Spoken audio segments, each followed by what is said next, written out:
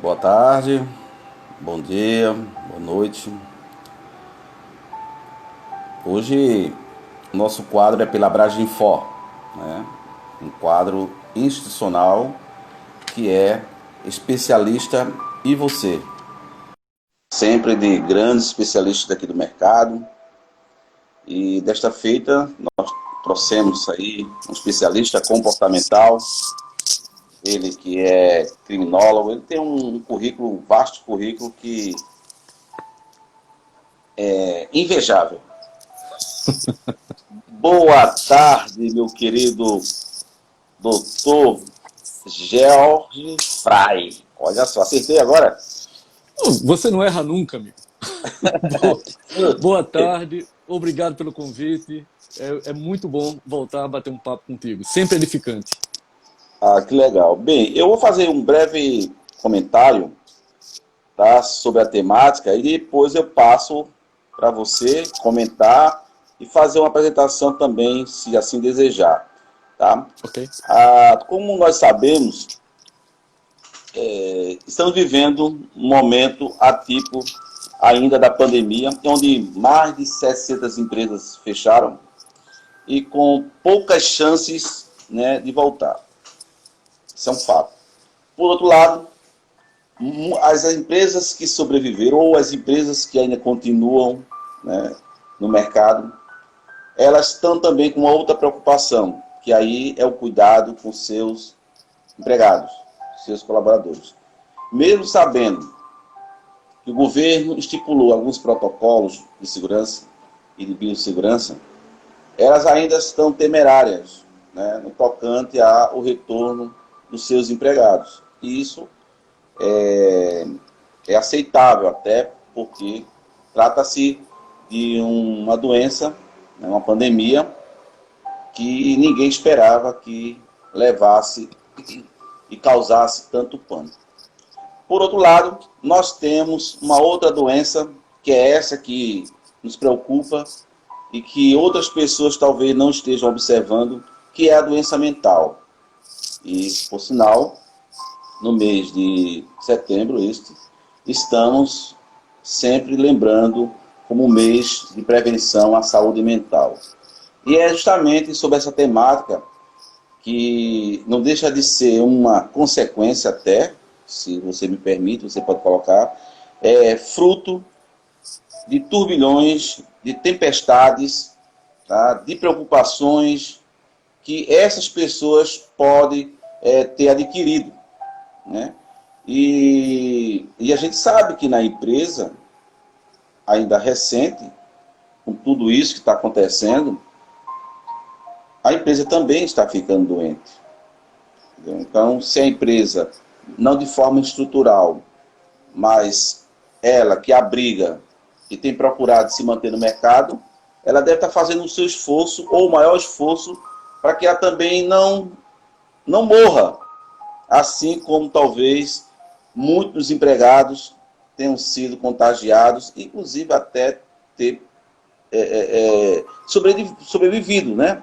Porque a gente sabe que alguns, diante da sua imunidade, conseguiram realmente se restabelecer. Mas, ao convidado aqui é você.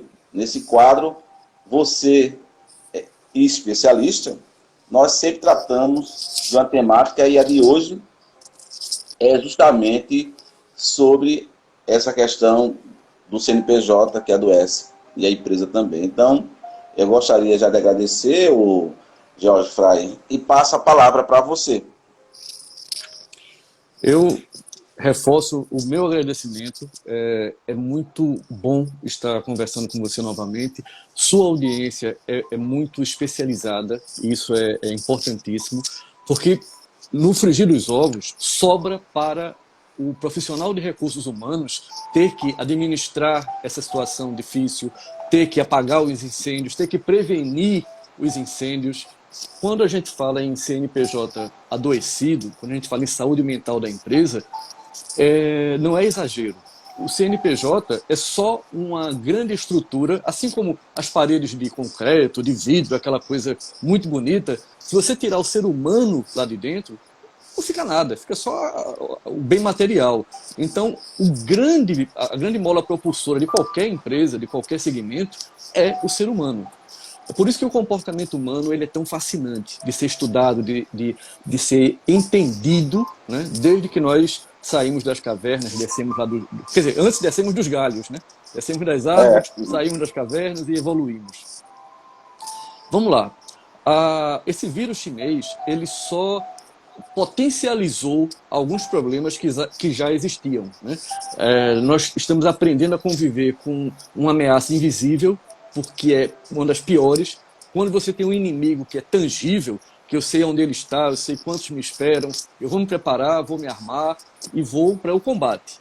Quando o inimigo é invisível, aí a coisa fica realmente mais complicada.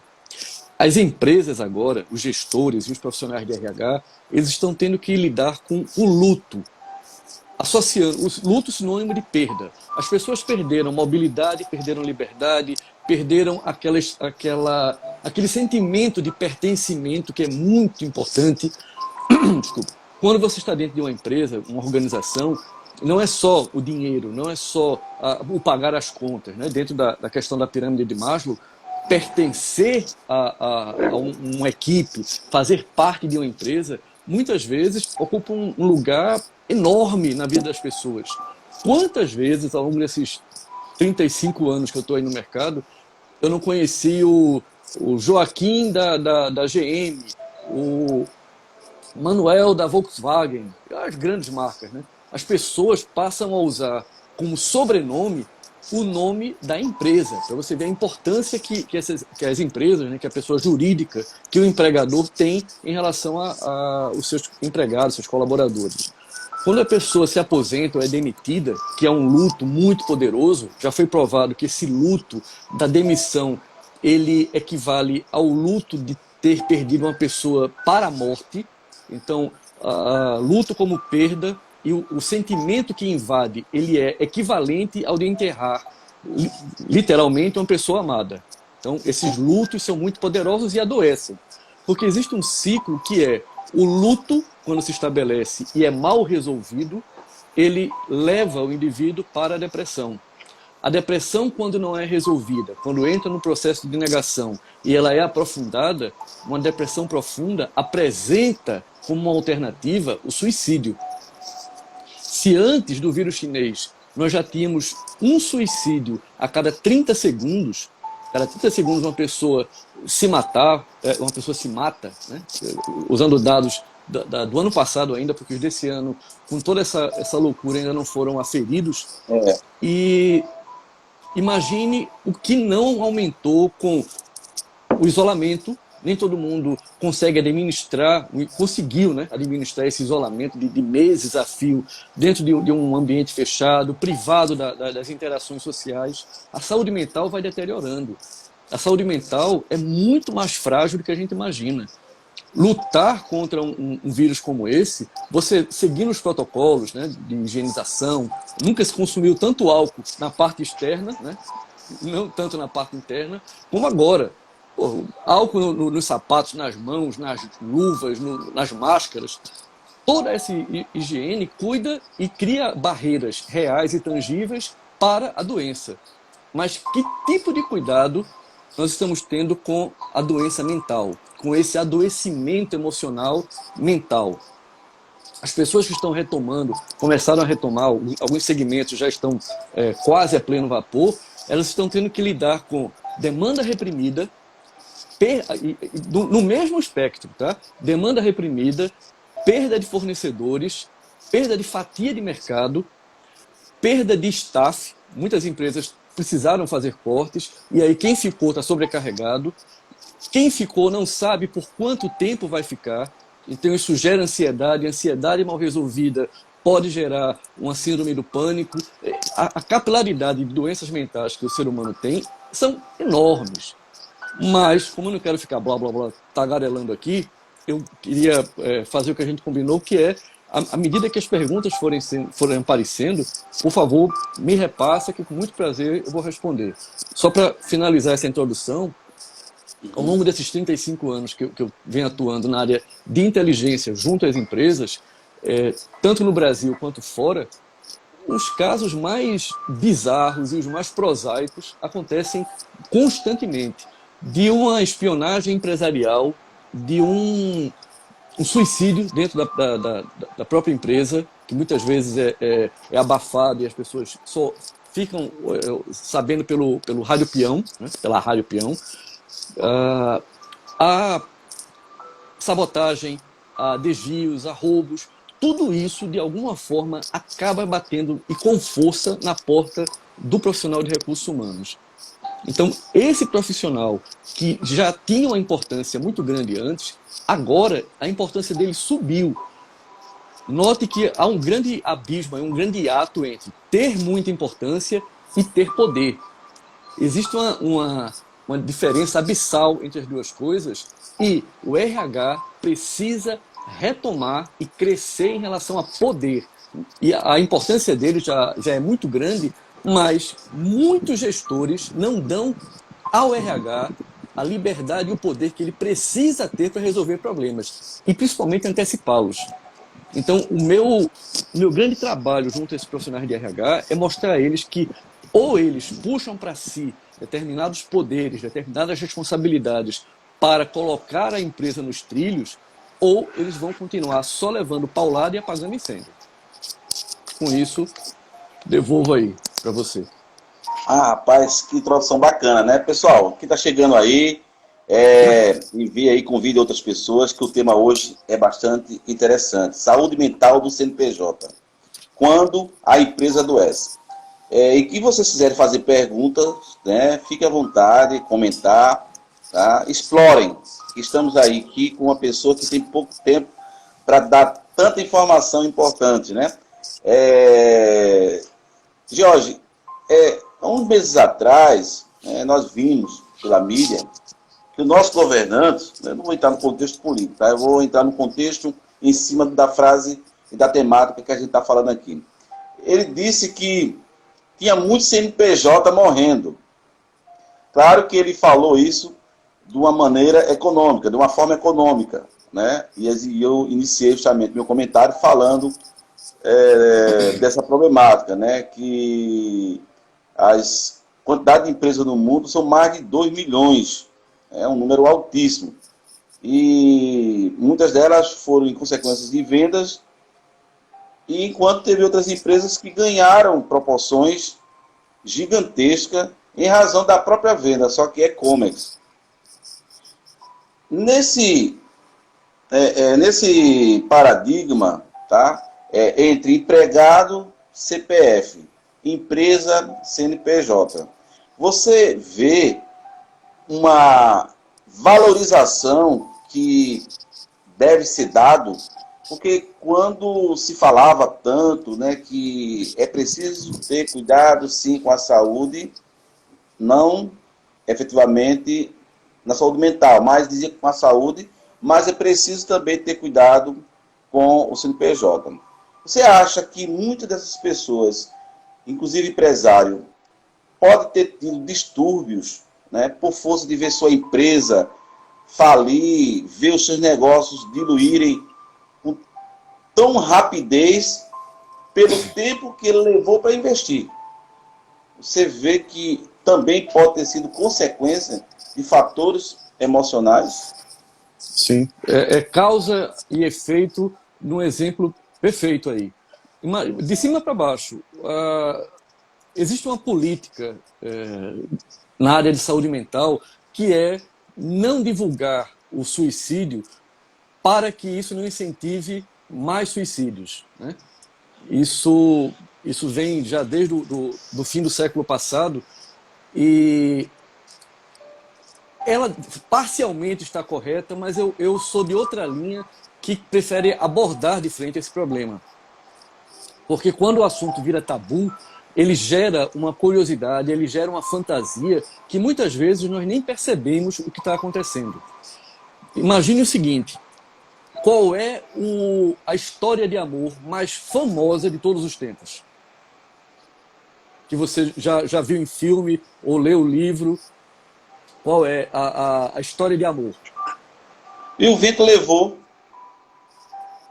Talvez Romeu e Julieta também possa entrar nesse ranking aí. Romeu e Julieta, também, Romeu e verdade, Julieta. bem lembrado. Romeu e Julieta nada mais é do que uma apologia ao suicídio. São dois adolescentes que não conseguem ter seus sonhos realizados e, de uma forma romanceada, se matam. É claro que Shakespeare não estava querendo enaltecer o suicídio. Assim como Goethe, 150, 200 anos antes, quando escreveu O Tormento do Jovem Werther, que também se mata em nome do amor da amada, ele não estava querendo enaltecer o suicídio, mas provocou sim suicídios por conta da época romântica. Por que é que eu fui buscar isso? Por conta da sua pergunta em relação ao adoecimento mental do empresário, esse empresário, o que ele colocou, o que ele materializou foi um sonho dele. Então, ter uma loja, ou ter uma fábrica, ou ter uma empresa prestadora de serviços, é a materialização de um sonho que pode ter levado a vida inteira. Ele investiu, não foi só dinheiro, foi noites de sono, foram recursos pessoais, sacrificou a vida familiar, e de uma hora para outra, isso é tirado dele com uma velocidade que só nas grandes guerras você viu paralelo. Então, esse empresário, muitas vezes, viu sendo desmoronado, tijolo por tijolo, né, uma imagem figurada, tudo aquilo que ele construiu. E qualquer um, seja empresário ou não, se não tem um sonho, ele não tem por que levantar da cama pela manhã. E as pessoas que não conseguem levantar da cama pela manhã não enxergam uma razão para viver. E muitas vezes buscam a morte. Por isso que o suicídio desses empresários, que é pouco divulgado, mas que aconteceu num número assustador, alarmante, é o ponto inicial da discussão da gente em relação ao CNPJ doente, né? Como isso afetou o empresário. Bom, tirando o suicídio, que não tem volta, imagine os casos de depressão, de alcoolismo, de entrada no mundo das drogas, de comportamentos desviantes, tudo o que é ruim, e ele teve tempo de fermentar isso na cabeça e no coração, ao longo desses 100 e tantos dias, acho que já estouramos os 150 dias, né, desde que começou tudo isso. Mas imagine toda essa fermentação negativa gerando esse adoecimento. O que é o dono da empresa? É o comandante do navio. É o exemplo que vai de cima para baixo, no sistema hierárquico. Então, se esse cara está doente, se esse cara está mal, esse exemplo de abatimento, de tristeza, de sisudez, vai refletir na secretária da presidência, no diretor, na alta gerência, na gerência média, no chão de fábrica, no porteiro. Da mesma forma, quando o empresário está feliz, entusiasmado, ele energiza positivamente os outros. Então, essa busca por uma cura mental, e aí não existe uma receita de bolo que possa ser aplicada a todos, cada um tem suas dores, mas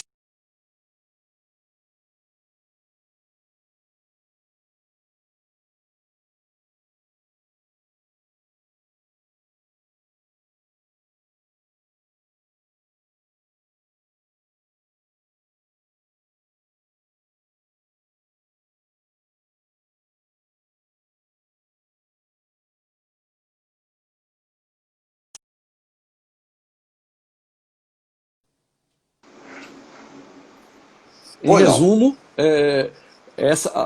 a gente chega na somatização da doença mental, que são as dores no corpo, né?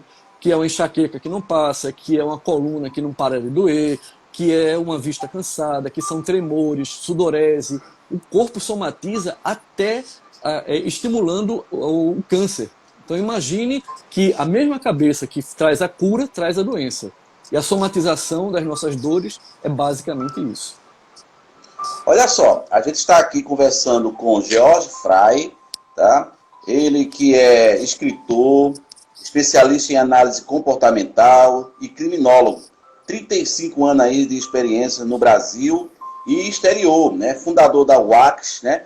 Unidade de Análise de Comportamento Humano, tá certo? É um cara excepcional. Tive a oportunidade de conversar com ele pessoalmente, tá? Um cara inteligentíssimo. E eu estou muito feliz de estar conversando com ele, uma temática tão importante que qualquer pessoa poderia falar, certo? Mas num tom, com o conhecimento que ele tem, só o George Fry.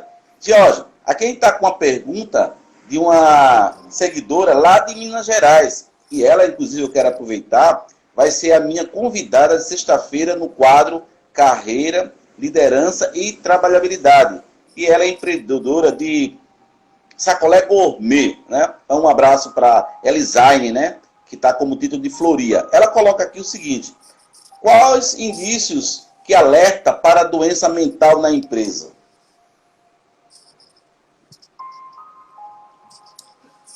Minas Gerais, terra belíssima, preciso voltar urgentemente. Quando fui lá, fui extremamente bem tratado. É um povo acolhedor, carinhoso e tem assim tudo de bom. E as próximas noites de autógrafo que vão ser retomadas, né?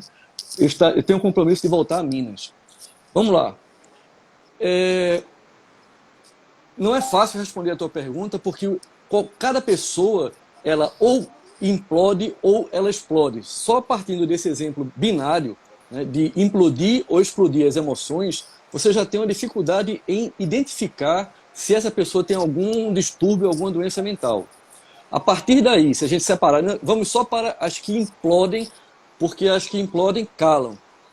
Pode ser de começar a aparecer espinha, uma coisa prosaica como essa, a uma dor de cabeça constante, a gastrite, gerando uma úlcera, a mudança no tom de voz, porque o estresse demasiado cria calosidades nas cordas vocais. Então a pessoa perde o tom que ela fala e perde a intensidade. Ela passa a falar como se estivesse eternamente cansada. Então, eu poderia passar o resto da tarde enumerando características, mas a principal dica que eu posso te dar é parâmetros. Os parâmetros que você tinha anteriores sobre essa pessoa, o que é que ela fazia antes e o que é que ela não está fazendo agora. Ou o que é que ela não fazia antes e começou a fazer, como fumar, beber, não conseguir ficar sentada muito tempo, não conseguir concluir tarefas, brigar por nada, né, por nenhum motivo, com os colegas que estão ao redor. Reativa demais, refratária demais. Então, é muito importante, já que não dá para a gente enumerar tudo, usar, se você conhece a pessoa, o parâmetro que você tinha antes disso tudo acontecer. Se a pessoa continua tendo mais ou menos os mesmos comportamentos, lógico, afetada com uma certa tristeza, com um certo pesar, por conta de todo o contexto, ok, ela como qualquer um, vai precisar de injeções diárias de otimismo, de motivação. Mas se ela está muito diferente daquilo que você conhecia, aí já é um indicador que vale a pena, no mínimo, chegar junto e perguntar como está.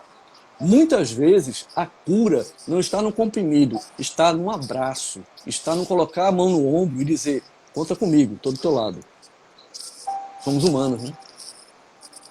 Que bom. Olha aí, pessoal, estamos aqui com o George Fry. Veja só, eu estava aqui analisando, no que você estava falando, tá, que alguns segmentos considerados essenciais não fecharam, né, as suas atividades, né, por conta dos protocolos do governo. E outros segmentos considerados não essenciais tiveram que suspender atividades, algumas, inclusive, tiveram que trabalhar a redução de jornada em casa, né, home office, para não perder a sua produtividade, evidentemente. Agora, eu percebi, tá, em alguns estabelecimentos, somente restaurantes, que as pessoas não estão as mesmas. Né? Parece até que houve uma asepsia, né, do mundo atual, né, para que ela pudesse entender que ela precisa mudar, né, o comportamento, a forma de agir. Isso é um fato. O outro, a gente viu pessoas ainda totalmente revoltadas, principalmente aquelas que trabalharam no momento da pandemia, que talvez por força da possibilidade de vir ser contagiada, ela armazenou, né, aquele medo, até por osmose até. Então, o que eu quero fazer analogia aí? as pessoas que estavam no momento da pandemia com as empresas, segmentos abertos, elas estavam se reinventando, porque elas estavam se moldando de acordo com a temperatura do momento. E aquelas que neutralizaram, que ficaram fora, eu diria, ficaram à margem do mercado por mais de 3, 4, 5 meses, elas voltaram com raiva, né? É como se fosse assim, eu não queria ter voltado. Aí existe o medo. Eu deveria trabalhar de casa. O medo, tá? A empresa não está oferecendo as condições, outro medo. Aí a gente vê isso aí um comportamento organizacional muito forte, que é de negatividade. Você olha assim para um lado e para o outro, vê aquelas cara feia, o gerente e o funcionário. Isso aí seria uma doença também do CNPJ, principalmente desse segundo exemplo que eu dei, né? Foram muito boas as suas colocações. Vamos pegar as pontas para não deixar que nada se perca. Você começou sua fala dizendo sobre quando os governantes, né, federal, estadual e municipal, estabeleceram que eram funções e serviços fundamentais, essenciais, foi o que você usou, né? Essenciais. Quando uma coisa é essencial e está num determinado conjunto, o outro é não essencial. Imagina você conviver 6 meses com esse carimbo na testa: eu sou um não essencial, eu não sou importante, eu sou um zero à esquerda. Isso já é um outro problema para a gente abordar. Esses essenciais, e principalmente os profissionais da área de saúde, que estavam na linha de frente, ainda estão, eles são e foram e são e sempre serão essenciais, mas por conta dessa sobrecarga, muitos estão sendo vítimas da chamada síndrome de burnout, que é a síndrome do palito queimado. É quando a pessoa chega num nível de exaustão física e mental que muitas vezes é confundida com a depressão. O diagnóstico, para separar uma da outra, às vezes precisa de 2, 3 sessões para separar, porque pedem tratamentos diferentes, pedem intervenções diferentes. Tá? Aí, voltando à sua questão, você falou nos restaurantes, né? Eu voltei a frequentar esses ambientes, frequentar shopping. O que eu percebo é que se instalou coletivamente, dentro das empresas, fora das empresas, no convívio social, o medo. As pessoas estão com medo umas das outras. Se esse medo já existia antes, ao caminhar numa rua escura e você vê uma figura vindo na sua direção e aquilo gerava medo, agora as pessoas têm medo até de rostos conhecidos, porque elas não sabem, como eu tinha falado antes, se o inimigo invisível está presente ali. Então, nós precisamos começar a não só aprender a viver sem as máscaras, porque com o tempo a gente vai perceber que a máscara tem que ser usada pontualmente, que quando ela é usada indiscriminadamente, nós adoecemos por estarmos respirando CO2 o tempo todo. Isso é muito ruim para o nosso organismo. Isso gera uma série de outras... É bom que está nos escutando. Eu gostaria até que você enfatizasse essa explicação que eu tenho colocado em algumas lives, e algumas pessoas até questionaram comigo que eu era contra. Olha, eu não preciso defender algo e ser contra. Eu preciso dizer o que a ciência e que o sistema que nós temos, né, imunológico, né, que nós vivenciamos, existe. Então, a gente não pode se furtar em dizer o que acontece quando essa máscara é usada indiscriminadamente. Eu acho que você poderia pontuar isso aí mais uma vez para quem está nos assistindo. Vamos lá. A máscara, ela acaba tendo um papel de tangibilidade. A máscara você sente, né? Independente do tecido, se é descartável, se não é, mas você pegou na máscara e sabe que aquilo ali é uma espécie de escudo real contra o inimigo invisível. Só que o problema é querer usar a máscara o tempo inteiro, em qualquer lugar, e enxergar no outro o inimigo. O inimigo não é a pessoa que está perto de você. O inimigo é um vírus que você não enxerga. Então, é como se a pessoa estivesse acusando todos de serem culpados só por estarem vivos, só por estarem ali, como se todos fossem os portadores do vírus e essa pessoa com a máscara tem que se proteger de todos. Isso gera um dano emocional, um dano mental tão grande que as pessoas precisariam parar e pensar 2, 3 vezes antes de abraçar e avançar com isso. Cara, se os protocolos de segurança dizem que a 1,5 m você pode ter uma conversa segura, a não ser que seja aquele conversador cuspidor, né? Aquela fonte de saliva para o outro. Mas tirando esses cuspidores, as pessoas com 1,5 m de distância conseguem e devem olhar para o rosto, olhar para os olhos, reencontrar os outros. Porque esse reencontro gera a afetividade, a máscara gera o isolamento. A máscara dentro de um ambiente que está limpo, um ambiente, até um ambiente aberto, na beira da praia, no campo, num ambiente onde você sabe que a asepsia foi feita, a máscara é prejudicial. Não só por conta desse estabelecimento de possível doença mental ou desse alimento para a doença mental, quanto porque quando você respira, essa troca que você faz, o seu organismo faz de oxigênio com CO2, você puxa o oxigênio e bota CO2 para fora, se você está usando a máscara o tempo inteiro, o CO2 não vai totalmente para fora, ele volta e você começa a respirar gás carbônico. Então, tem gente que odeia cigarro. O alvéolo, né? Alvéolo, né? Que os alvéolos vão perdendo a potência de impulsionar, né? de elasticidade dos pulmões. Então, muita gente odeia cigarro. Eu não fumo, mas fui fumante passivo nos anos 80, em salas de reunião com 15 pessoas fumando e eu era o único não fumante. Então, eu não gosto de cigarro, não fumo, mas não odeio o cigarro. Tem gente que odeia o cigarro, mas coloca a máscara e puxa CO2 o tempo inteiro e acha que está tudo bem. Então, isso é um duplo dano à saúde mental e à saúde física. Muito bem. Bem, pessoal, a gente fez questão de colocar essa deixa, né? Porque também faz parte, isso também implica no complexo, né, mental das pessoas olharem as outras como um ataque, né? É uma ameaça. As pessoas não são ameaças. As pessoas são seres humanos. Senão a gente vai começar a desumanizar. E o contexto não é este. Tá? A proteção é necessária, sim. Eu, particularmente, tenho as minhas deferências em relação a isso, respeito também, mas vamos lá.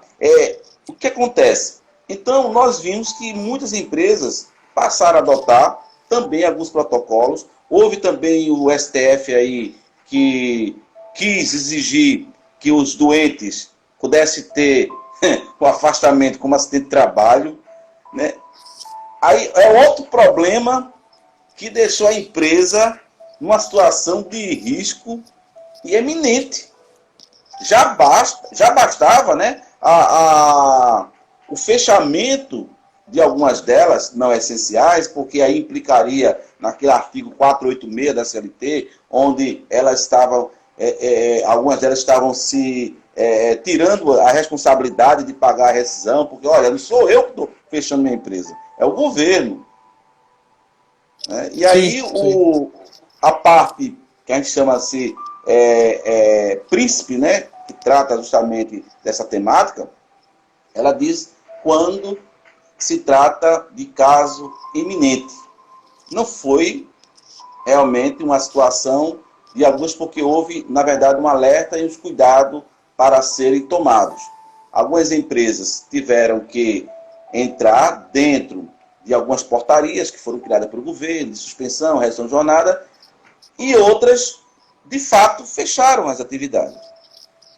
Conheço alguns empresários que, ao analisar, né, dentro da minha pouca experiência, minha humilde experiência nesses longos 30 anos, eu percebi que ele não era empreendedor, ele era investidor.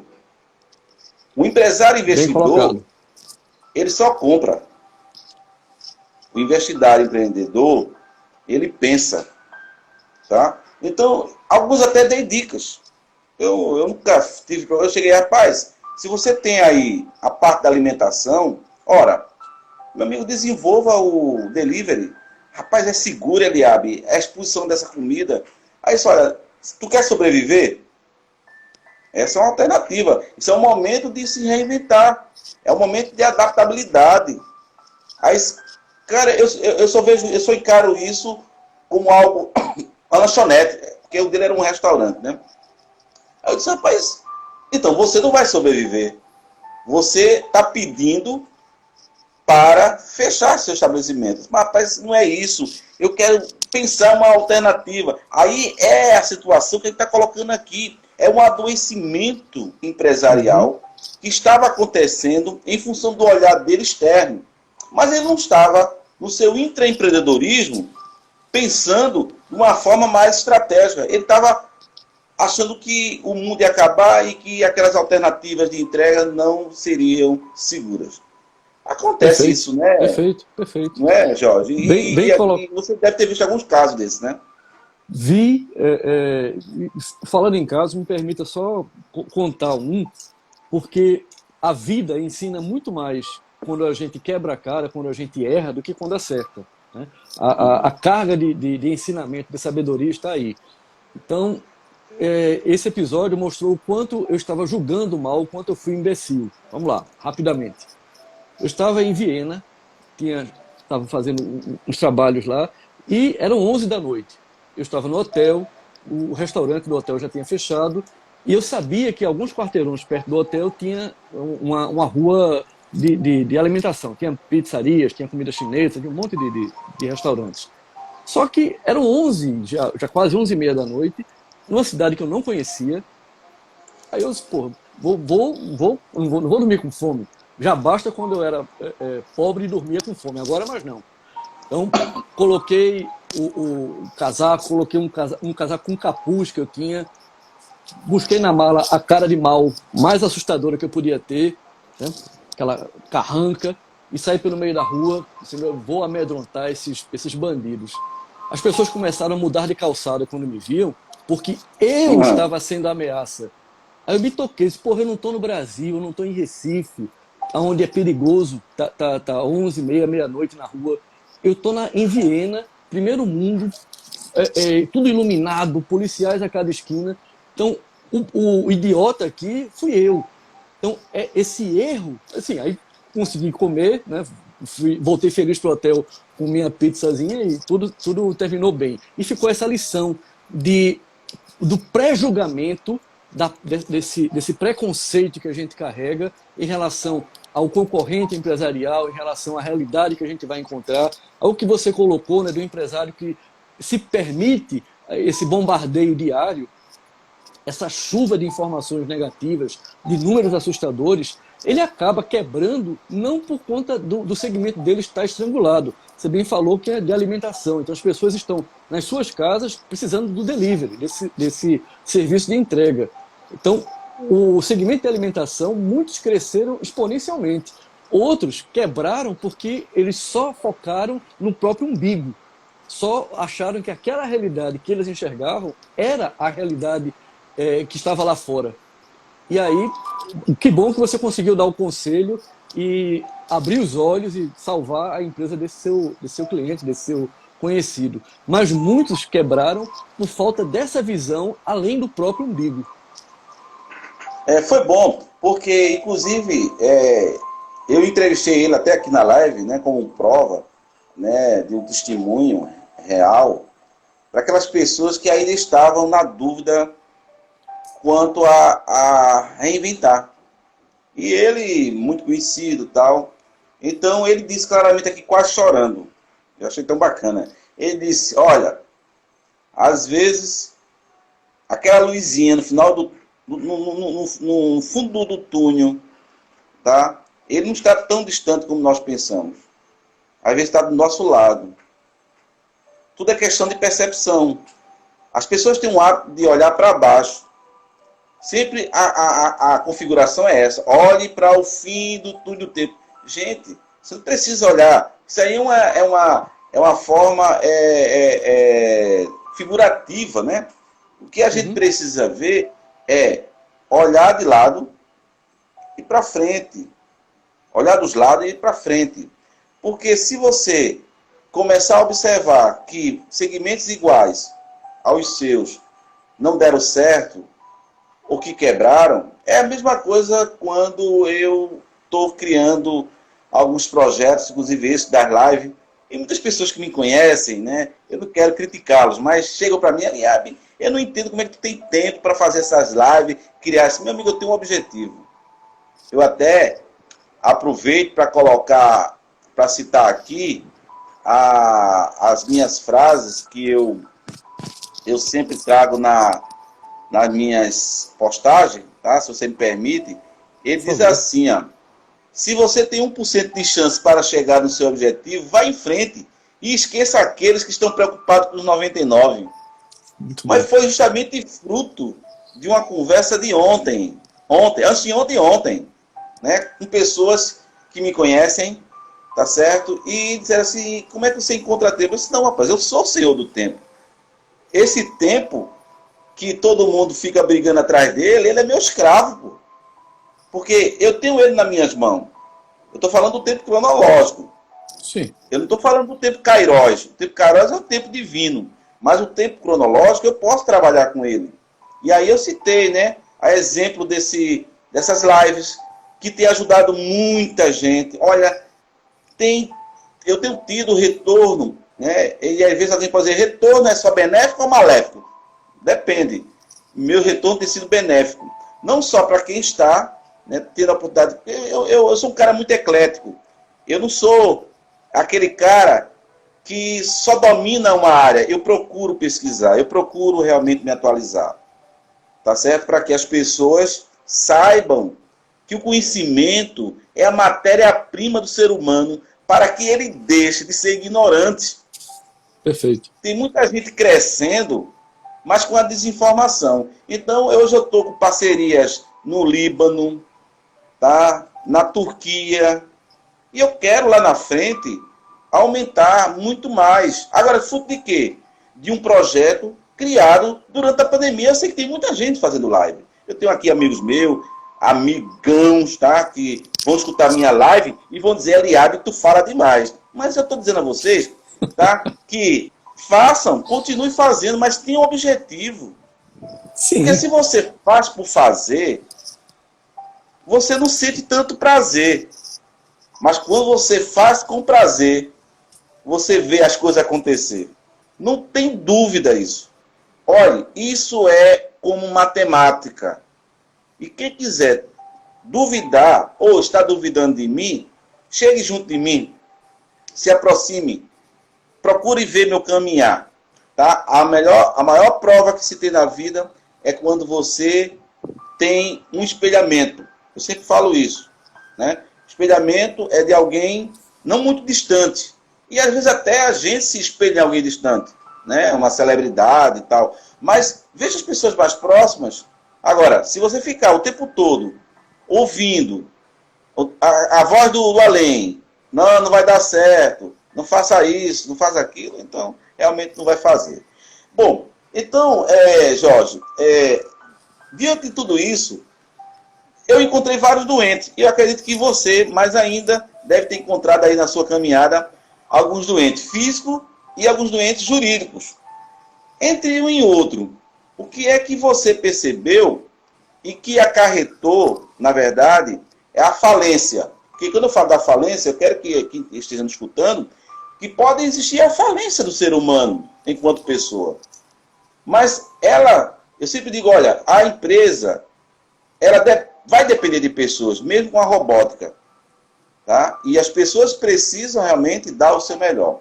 Mas quando uma equipe de profissionais começam a desmotivar, a criar um espírito de perdedor, então isso é transferido, evidentemente, para a estrutura da empresa. Mas na sua caminhada, o que é que você viu mais e consequentemente, você se conseguiu reverter? Você fique bem à vontade para colocar, se tem algum tipo de caso. Tá. Eu tenho um caso muito interessante, que é você mesmo. Quando nós nos conhecemos, eu fiquei admirado com a sua agenda lotada. A gente, para conseguir ter a primeira reunião, nós tivemos que marcar 2 ou 3 vezes e conseguimos, Foi. assim, no final do expediente, 1 hora numa cafeteria. Foi. E daí eu passei a acompanhar a sua rotina e vi o quanto você se envolve com todos os grupos que você gerencia, com todas as empresas que você dá consultoria. E aquilo era uma rotina muito pesada, muito desgastante. Quando chegou essa pandemia, quando o vírus chinês se instalou, eu não tive mais notícias suas. E fiquei imaginando como será que está a cabeça de Eliabe, que tinha tantas atribuições, tantas tarefas ao longo de todos os dias. Como é que ele deve estar agora? Bom, a gente se via esporadicamente pelo WhatsApp, pelas redes sociais, mas eu fiquei muito feliz em ver esse processo de se reinventar. Você não parou de ser aquele cara que tinha agenda cheia. Você só canalizou essa energia e essa sua disposição para uma outra forma, um outro formato, que é esse, onde você consegue amplificar a sua voz, você consegue amplificar a sua mensagem. Não é rasgação de seda, até porque você não faz meu tipo. Eu gosto de uma morena, assim, dos olhos castanhos e tal, mas, enfim, o exemplo que eu estou dando é o seu, porque é o que eu poderia dar de qualquer cliente meu em relação a se reinventar e não deixar de sonhar. O sonho, desassociando sonho de ilusão, o sonho como a busca de algo, né? A busca para alcançar alguma coisa, almejar, chegar lá, que é abastecido pela fé, independente da religião ou do Deus que essa pessoa professe, né? Honre, mas essa motivação, essa energia que é desprendida, ela precisa ser alimentada. Quando a pessoa se aparta do próprio sonho e passa a viver dentro de um pesadelo, o CPF vai falir e, na sequência lógica, o CNPJ também vai quebrar. Então, mesmo empresas que continuam funcionando, se o empreendedor, se o empresário, ele parou de sonhar, ele parou de ter essa visão sobre o amanhã, o depois de amanhã, o daqui a um ano, eu não sei se ao final do dia de hoje eu estarei vivo, mas eu acredito que tanto eu, quanto você, quanto várias das pessoas que estão acompanhando esse papo da gente, elas continuam sonhando e fazendo planos para hoje, para daqui a um mês, para daqui a um ano, para daqui a 10 anos. Porque se a gente começar a viver num carpe diem maluco, que hoje é o fim de tudo, a gente tem que viver tudo hoje, ou não vai existir um amanhã, fatalmente a empresa vai quebrar, o CNPJ vai falir, o CPF vai ficar mal e o dono do CPF vai acabar entrando numa espiral decrescente que vai levá-lo ao inferno astral. Então, eu acho que é muito pertinente o exemplo que você deu dessa do girar o botão, né, entre ter aquela agenda que fazia com que você deslocasse para todos os cantos do Estado e fora do Estado também, e agora você conseguiu essa reinvenção num ambiente virtual, que você está nadando a largas braçadas. Então, eu tiro o chapéu e preciso dar os parabéns a você por isso. Opa, obrigado. Na verdade, eu adaptei, tá? E eu sempre digo que não existe mais fronteiras. Elas foram rompidas em função até mesmo do projeto que eu criei. Eu não, como eu disse no início e repito, e aí fica a dica para aquelas pessoas que estão iniciando seu negócio, aquelas pessoas que querem empreender, eu sempre coloco uma palavra-chave: vontade. Tá? E eu botei uma frase de semana: não espere a aprovação do outro. Vá em frente. Porque, às vezes, o outro pode estar até com razão, mas o mais importante é a sua intuição. Tá? A intuição, ela tem um poder magnífico. Tem que ser cauteloso, sim. Comedido, sim. Grau de risco, sim. Mas o mais importante disso tudo é você ter o autoconhecimento. Quando você desenvolve esse autoconhecimento, naturalmente a tua responsabilidade aumenta sobre tudo que você está fazendo. É que eu sou hoje. Eu sou um cara extremamente disciplinado. Eu sou um cara que me considero plural naquilo que eu faço, porque eu não tenho medo. Eu de fazer as coisas, mas o medo que eu tenho, como qualquer ser humano, faz parte, é aquele sentimento, é aquele prazer, aquela vitória que vem por dentro de felicidade. Eu transformo o medo em alegria. Então, os medos que vocês possam estar aí alimentando por conta da própria empresa que não está oferecendo um ambiente adequado, é possível. Negocie com a empresa, veja se é possível trabalhar em casa. Ah, mas a empresa não permite trabalhar em casa porque a sua área é operacional. Veja uma forma para que essas atividades operacionais elas sejam feitas de forma remota. Agora, não deixe adoecer o que há de mais precioso dentro de você, que é a mente. As vacinas vão existir aí para o Covid, mas para a mente não. Essa ainda não tem vacina. O antídoto é você mesmo. É você que está nos assistindo. Não existe. Se você não criar isso dentro de você, as pessoas não vão te curar, não. Pelo contrário, elas poderão até se afastar, mesmo com você de máscara. Certo? Então, eu agradeço aí as suas falas, quero também dizer que a reciprocidade é a mesma, porque eu só colo em pessoas que têm a mesma energia, que têm essa capacidade teleológica de dizer as coisas, sem arrudeios, né, sem floreios, tá? Por quê? Fala o que vive, pô. Se você não fala o que vive, é hipócrita. Ou se você não vive o que fala, é hipócrita do mesmo jeito. Concorda comigo? Perfeito, perfeito. Eu faço suas as minhas palavras. Quer dizer, faço minhas as suas palavras. É a idade, é a idade. Olha só, por incrível que pareça, quando o papo é gostoso, né, o tempo passa rápido. Isso aí é a máxima, né? A gente sabe. Né? E aqui estamos ainda, faltando aqui alguns minutos, né? São 4, 5 minutos, mas eu gostaria que nesses 4, 5 minutos você pudesse, né, recomendar, como especialista comportamental, inclusive passar seus contatos que possam ser realmente de grande valia para quem não está nos assistindo depois, vamos assistir novamente. Eu sempre me preocupo com a qualidade, tá certo? Eu não queria aqui ter 1000 pessoas nos assistindo, mas as 6 pessoas que vão estar aqui, as 7, as 8, elas têm um multiplicador maior. E foi assim que eu conquistei as palestras que eu tenho para fazer, as aulas que eu consegui na faculdade esse mês, foi justamente com 4, 5 pessoas aqui, inclusive tinha uma pessoa que eu não conhecia, mas fruto justamente da disciplina que ela precisava implantar na faculdade, ela encontrou na minha fala algo muito mais do que teórico, a realidade. Então, eu passo para você, com as suas considerações aí, finais, tá certo? É a hora do jabá, né, que a gente chama, né? Deixa eu passar uma dica de qualidade de vida, tá? O que é um exercício que eu faço desde que me entendo por gente e que é muito fácil qualquer um fazer. É o seguinte: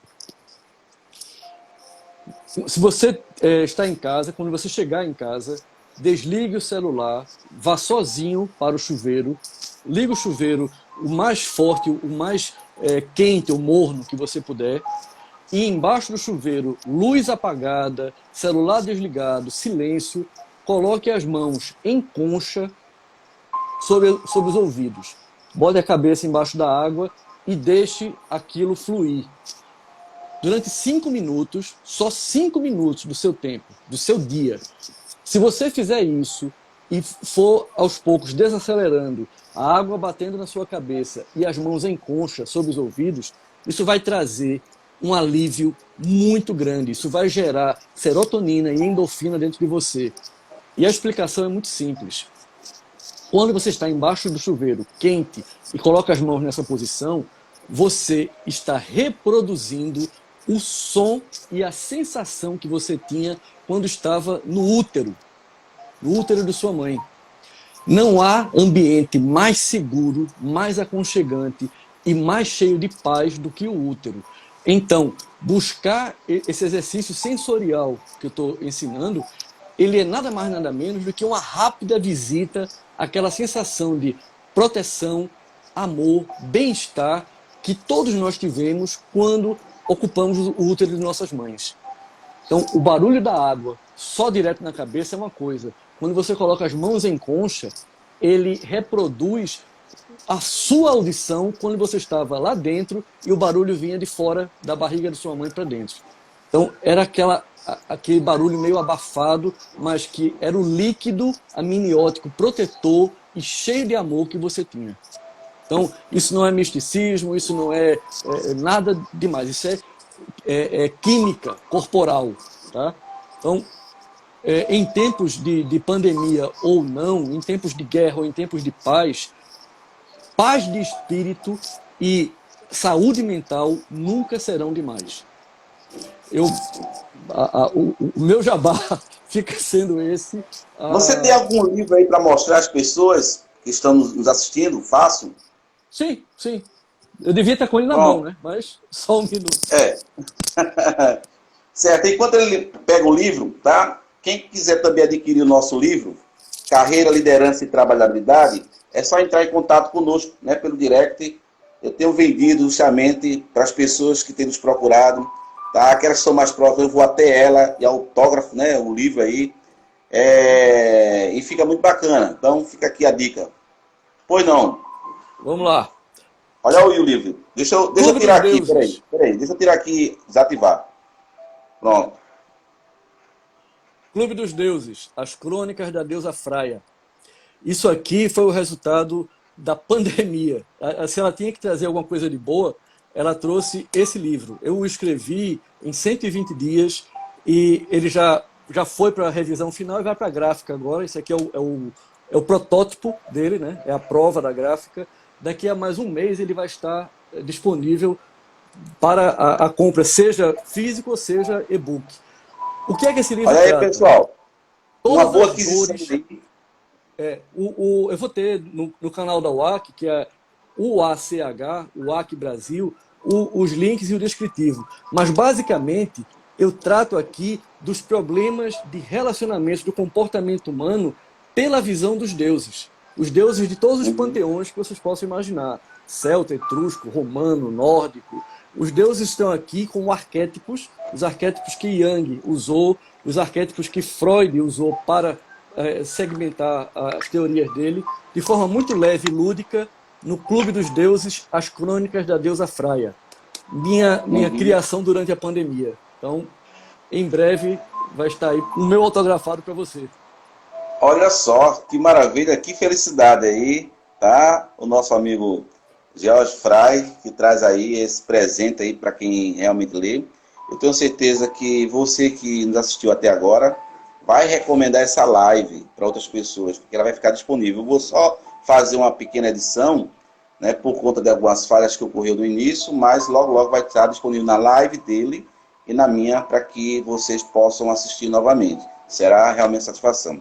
Eu quero aproveitar, avisar a todos, né, que amanhã nós teremos uma live diretamente da Alemanha, né, com um grande escritor, mentor, chamado, deixa eu ver aqui o nome dele aí, é Hans, é um nome meio estrambólico dele, Hans Jost Stilks, tá? E esse cara, entendeu, foi um dos que realmente viu a nossa live, tá certo? E vai estar amanhã dando uma grande honra para falar sobre mentoring, sobre carreira, objetivo e propósito de vida. Tá? E na sexta nós teremos a nossa live Carreira, Liderança e Trabalhabilidade. Né? Presente aqui vamos ter a nossa Elisaine, diretamente de Minas Gerais, né? A Floria, e a empreendedora de Sacolé Gourmet. Eu gostaria mais uma vez, bondosamente, eu não tenho preço, né? Não tenho dinheiro para te pagar, mas o que eu tenho para te agradecer é justamente essa felicidade, tá? Trocada contigo nesse momento, uma fala tão espontânea, sem script, tá? Sem formalidade, tá? Mas de maneira séria. O Instagram está avisando que vai encerrar e eu quero